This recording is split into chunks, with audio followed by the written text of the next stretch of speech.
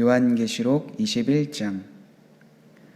또 내가 새 하늘과 새 땅을 보니 처음 하늘과 처음 땅이 없어졌고 바다도 다시 있지 않더라. 또 내가 보매 거룩한 성 새 예루살렘이 하나님께로부터 하늘에서 내려오니 그 준비한 것이 신부가 남편을 위하여 단장한 것 같더라.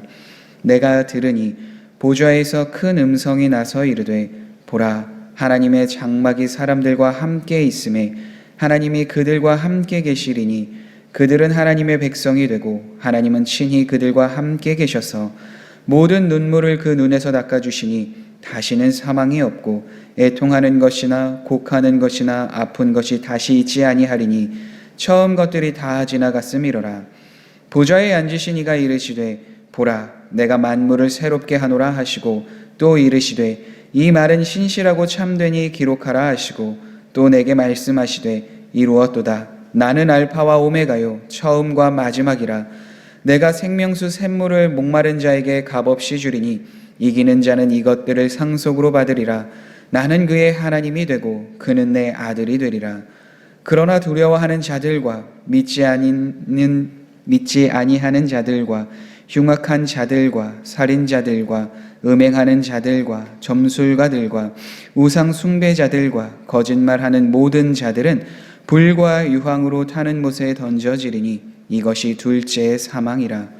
7 대접을 가지고 마지막 7 재앙을 담은 7 천사 중 하나가 나아와서 내게 말하여 이르되 이리 오라. 내가 신부 곧 어린 양의 아내를 내게 보이리라 하고 성령으로 나를 데리고 크고 높은 산으로 올라가 하나님께로부터 하늘에서 내려오는 거룩한 성 예루살렘을 보이니 하나님의 영광이 있어 그 성의 빛이 지극히 귀한 보석 같고 벽옥과 수정같이 맑더라. 크고 높은 성곽이 있고 12문이 있는데 문에 12 천사가 있고 그 문들 위에 이름을 썼으니 이스라엘 자손 12지파의 이름들이라. 동쪽의 세문, 북쪽의 세문, 남쪽의 세문, 서쪽의 세문이니 그 성의 성곽에는 12 기초석이 있고 그 위에는 어린 양의 12 사도의 12 이름이 있더라.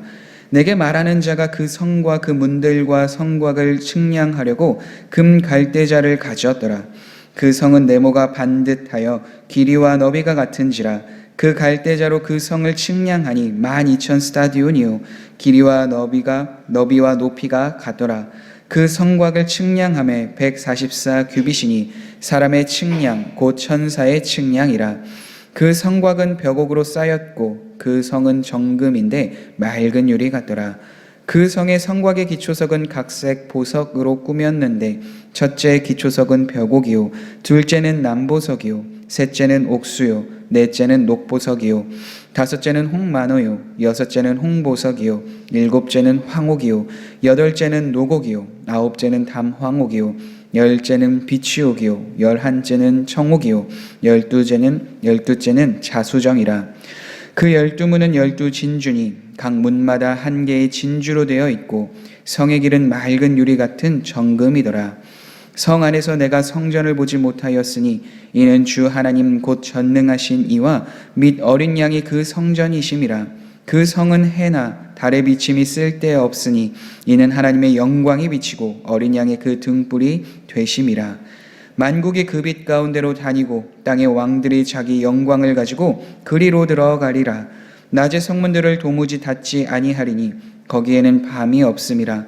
사람들이 만국의 영광과 존귀를 가지고 그리로 들어가겠고 무엇이든지 속된 것이나 가증한 일 또는 거짓말하는 자는 결코 그리로 들어가지 못하되 오직 어린 양의 생명책에 기록된 자들만 들어가리라. 아멘. 오늘 본문에서 사도 요한은 새 하늘과 새 땅 그리고 새 예루살렘에 대한 환상을 보게 됩니다. 그 이전에 있었던 것들은 다 사라지게 되고 새 하늘과 새 땅이 이제 찾아오게 되는데 그곳에서는 믿음을 지킨 자들은 하나님과 영원히 함께 있게 될 것이고 하나님을 따르지 아니하였던 사람들은 각각 그들의 행위대로 심판을 당하게 될 것임을 분명하게 말해주고 있습니다. 새 예루살렘은 하늘로부터 내려오고 있는데 그 모습이 마치 신부가 단장하여서 남편을 위하여 단장하고 있는 그 모습과도 같다라고 성경은 이야기합니다. 그리고 그 예루살렘 성이 내려올 때에 하늘에서 음성이 들립니다. 내가 들으니 보좌에서 큰 음성이 나서 이르되 보라, 하나님의 장막이 사람들과 함께 있음에 하나님이 그들과 함께 계시리니 그들은 하나님의 백성이 되고 하나님은 친히 그들과 함께 계셔서 모든 눈물을 그 눈에서 닦아주시니 다시는 사망이 없고 애통하는 것이나 곡하는 것이나 아픈 것이 다시 있지 아니하리니 처음 것들이 다 지나갔음이로라. 처음에 이스라엘 백성들이 이집트, 그러니까 애굽에서 나와서 광야에 머무르고 있을 때에 하나님께서는 그들과 함께 하셨습니다. 어디에서 그들과 함께 하셨는가? 바로 성막입니다. 그래서 성막은 이스라엘 사람들이 진영을 진치고 있을 때 그 중심에 쳤던 것을 우리는 알 수 있습니다.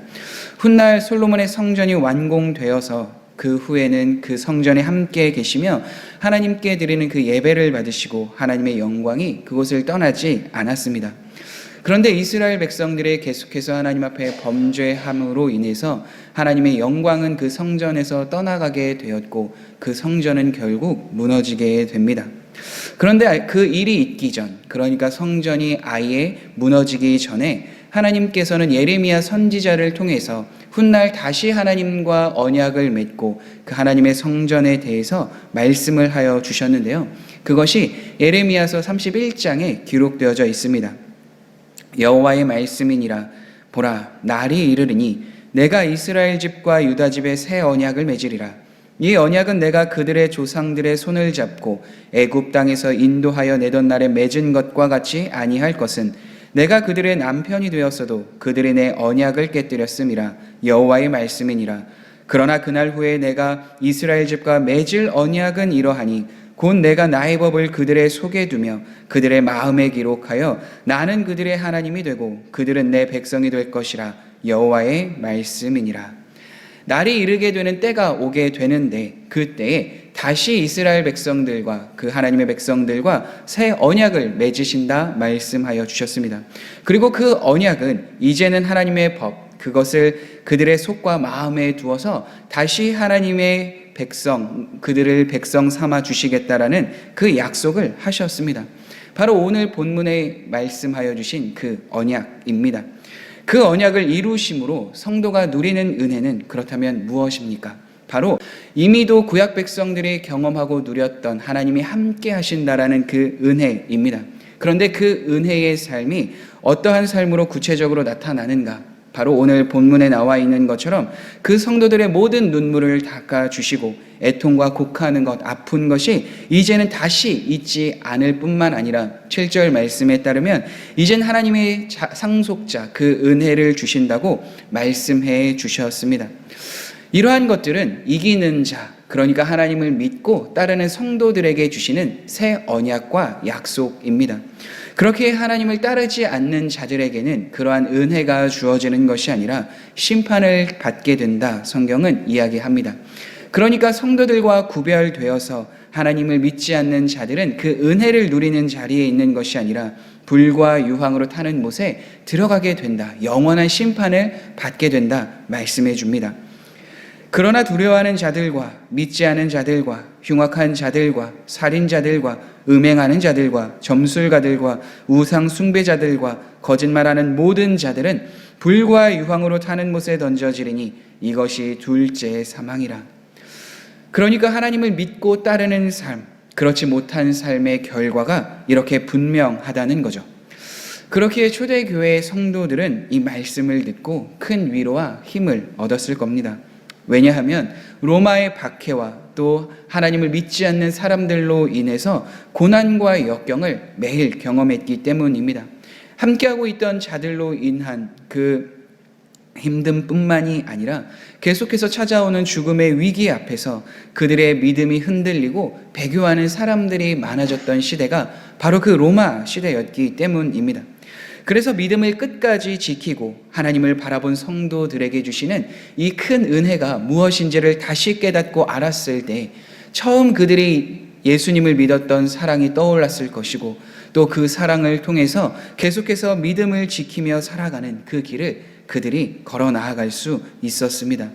비록 지금은 계속해서 핍박과 어려움이 찾아오지만 그러나 다시 하나님의 말씀을 통하여서 참된 위로와 평안 그리고 영원한 승리가 그 믿는 자들에게 주어질 것을 다시 깨닫고 알았기에 그 믿음을 포기하지 않고 계속해서 살아갈 수 있었습니다. 사랑하는 성도 여러분, 오늘 이 시대를 살아가고 있는 우리들에게도 이 말씀은 큰 힘과 위로가 되어집니다. 예수님께서는 다시 이 땅에 오십니다. 5절의 말씀처럼 사도 요한이 본 이 환상은 그대로 우리의 삶에 이루어지게 될 줄 믿습니다. 하나님께서 만물을 새롭게 하시고 하나님이 어떠한 분이신지를 분명하게 깨닫게 하시고 알게 하심을 통하여서 예수님을 믿고 따르는 그 길을 걸어가고 있는 모든 사람들을 하나님께서 어떻게 위로하시고 또 그들을 어떻게 세워주실지를 분명하게 말씀해 주시고 그 삶이 반드시 성취되어지기 때문입니다. 물론 지금 이 시대를 살아가고 있을 때 사탄은 늘 우리를 찾아오며 유혹하며 세상은 우리를 미워하고 고난과 역경 속에 계속해서 버려두고 있습니다. 그렇기에 오늘 우리에게 주신 이 말씀을 붙들고 살아갈 때 초대교회 성도들이 경험하고 누렸던 그 은혜를 우리도 동일하게 경험되게 될 줄 믿습니다. 우리가 겪고 있는 고난과 역경 속에서 참된 소망을 하나님 앞에 두고 말씀과 기도로 믿음을 굳건하게 하며 살아갈 때에 우리도 동일하게 이 말씀의 능력이 계속해서 경험되며 또 영원한 그 승리와 능력이 우리에게 주어지게 될 것임을 우리는 깨닫고 더 주님을 따를 수 있게 됩니다. 그래서 계속해서 주님을 바라보며 그 삶을 살아내는 우리 모든 성도님들이 되시기를 간절히 소망합니다. 사도 요한은 계속해서 새 예루살렘에 대한 환상을 보게 됩니다. 그 거룩한 성 예루살렘은 하나님의 영광으로 계속해서 빛납니다. 그 성에는 하나님의 임재가 계속해서 가득한데 왜냐하면 하나님과 어린 양이 직접 그 성전이 되어주시기 때문입니다. 그리고 그 성 안에 들어가기 위해서는 문을 통과해야 하는데 그 문에는 천사들이 있습니다. 천사들은 들어가는 사람들을 통제하며 그 사람들에 대한 모습들을 바라봅니다. 성 안에 들어가는 땅의 왕들은 자기의 영광을 가지고 들어가게 되고 사람들은 만국의 영광과 존귀를 가지고 그 성에 들어가게 됩니다. 그러나 속된 것이나 가증한 것이나 또 거짓말하는 자들은 그 성에 들어가지 못하게 되는데 왜냐하면 그들의 이름은 생명책에 기록되어져 있지 않기 때문입니다. 생명책에 기록되어 있는 자만이 그 거룩한 성으로 들어갈 수 있음을 오늘 말씀을 통해서 우리는 알 수 있습니다.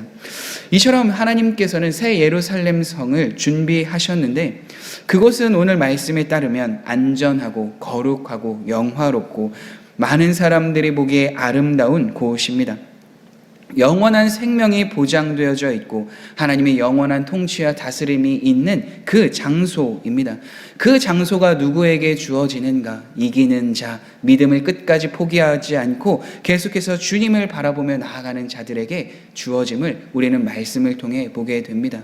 그렇기 때문에 앞에서 이야기하는 것과 같이 동일하게 그 성에 들어가기까지 우리는 계속해서 주님의 거룩한 신부로서 자기의 삶을 돌이키며 돌아보며 하나님 앞에 살아가야 될 줄 믿습니다.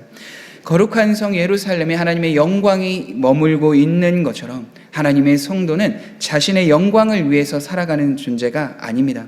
하나님의 영광을 드러내기 위해서 계속해서 하나님과 교제하며 하나님이 어떠한 분이신지 하나님이 어떠한 마음을 갖고 사람을 대하시는지 그 삶으로 주님을 따르며 그 하나님에 대한 성품을 드러내며 사는 삶을 살아갑니다. 그래서 하나님의 거룩하고 자비하신 그 마음, 그 영광과 은혜가 성도들을 통해서 드러나게 되고 하나님의 이름을 영화롭게 할 수 있는 것입니다. 그리고 성도는 자기의 삶을 절제하되 세상의 것을 따르지 않고 하나님이 보시기에 가증한 일을 행하지 아니하며 우상 숭배를 행하는 일을 행하지 않습니다. 그러한 마음이 우리의 삶에 머물지 않도록 계속해서 삶을 돌아보며 주님의 은혜를 간구하며 성도들은 살아갑니다. 그래서 성도들에게 맺혀지는 삶은 거짓된 것이 아니라 가증한 것이 아니라 하나님이 원하시고 하나님의 뜻 안에서 맺어지는 성령의 열매요, 선한 열매요, 빛의 자녀의 열매가 되는 것이죠. 그래서 하나님의 소망을 두며 주님의 신부로 살아가기로 결단하기에 그 이름이 생명책에 기록될 수 있습니다. 사랑하는 성도 여러분, 그렇게 우리는 날마다 그리스도의 신부로서 마지막 때를 준비하며 살아가야 됩니다. 예수님께서도 자신을 따를 때에 날마다 자기를 부인하고 십자가를 지고 따라야 한다라고 말씀하여 주셨는데 그 삶을 능히 살아갈 수 있도록 늘 은혜를 구해야 될 줄 믿습니다. 그래서 사도 바울은 자신의 영적 아들인 디모데에게 이렇게 말합니다. 은혜 가운데에서 강하고 너는 예수의 좋은 병사로 고난을 받으라. 그런데 그와 함께 더불어 말씀하고 있는 것은 정욕을 멀리하고 깨끗한 마음으로 하나님을 신뢰하는 자들과 믿음과 사랑과 평안을 계속해서 날마다 추구해야 한다 말합니다. 고난을 당하는 것, 그것은 예수의 좋은 병사가 되기까지 계속해서 우리의 삶에 주어집니다. 그리고 그 삶은 우리가 하나님의 나라에 들어가기까지 계속해서 추구하며 살아가는 삶이 되어야 합니다. 그것과 함께 더불어서 늘 함께 교제하며 함께 그 마음을 나눌 수 있는 자들, 즉 하나님을 신뢰하는 자들과 믿음과 사랑과 평안을 늘 추구하며 그 은혜를 구하며 살아가는 삶 또한 함께 살아가야 될 줄 믿습니다. 그때 우리는 영원한 성, 거룩한 성 예루살렘에서 우리의 눈물을 닦아주시고 위로하시는 그 하나님을 경험하게 될 것이고 또 그 영원한 성뿐만이 아니라 지금 이 시대, 즉 현 시대를 살아갈 때에도 동일하게 그 은혜를 누리게 될 줄 믿습니다. 그 삶을 추구하며 살아갈 때 하나님을 우리 안에 함께 하시고 동행하여 주시며 그 믿음을 지켜주시며 보호하여 주시며 영원한 성에 들어가기까지 계속해서 우리의 삶에 함께 하시는 그 은혜를 주시리라 확신합니다. 오늘도 그 말씀을 붙들며 그 주님과 함께 동행하며 그 은혜를 경험하는 우리 모든 성도님들이 되시길 간절히 소망합니다. 우리 함께 기도하겠습니다. 그렇습니다. 하나님께서는 은혜가 풍성하시고 자비가 많으셔서 계속해서 하나님을 바라보며 나아가는 백성들을 버려두지 않으시고 그 믿음의 길, 은혜의 길을 걷게 하시는 줄 믿습니다. 죄악이 가득한 이 세상에서도 그 믿음이 흔들리지 않도록 계속해서 하나님의 백성을 보호하시고 인도하여 주시는 줄 확신합니다. 그런 상황에서, 그러한 모습에서 우리가 계속해서 주님의 말씀을 붙들고 기억하며 주의 신부로서 주님을 향한 그 마음 변치 않고 계속해서 주님을 사랑하고 주님의 말씀을 따르며 나아가는 우리 모든 성도님들이 되도록 인도하여 주옵소서. 하나님을 바라보며 나아가는 참된 소망을 바라보며 믿음이 흔들리지 않을 수 있도록 날마다 깨어서 기도하며 말씀을 묵상하며 주님의 길을 따를 수 있는 은혜가 주어지게 도와 주옵소서. 예수님의 이름으로 기도드립니다. 아멘.